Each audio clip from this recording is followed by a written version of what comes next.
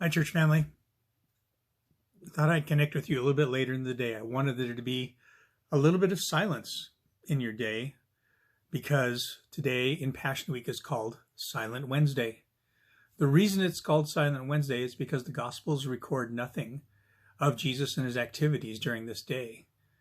Mostly it's thought that he stayed in Bethany with Mary and Martha and Lazarus. If you remember, Lazarus was the gentleman from Bethany that he had raised from the dead. He had come out of his tomb.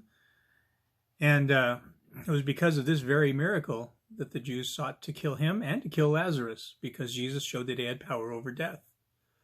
So while he's here in Bethany, as far as we can conjecture, there's this silence, no teaching, no questions, none of those things.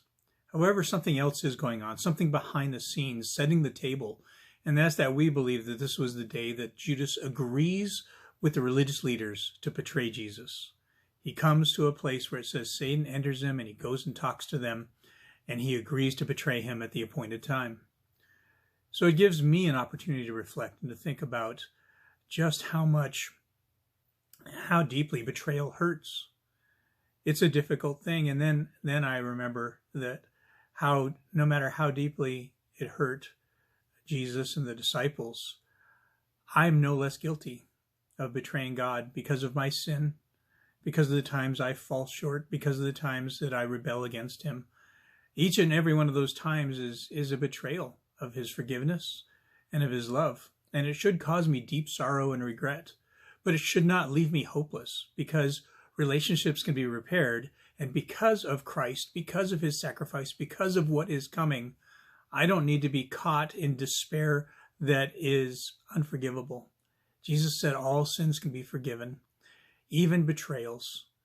So if I'm experiencing betrayal, if I've been betrayed, maybe I should reflect the character of Christ and forgive just as he would forgive. Even after Judas agrees to this betrayal time, it's the next night that is the Last Supper, and Jesus offers him opportunity yet again to turn from his ways.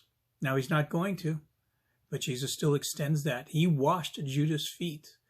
We'll talk about that a little more tomorrow.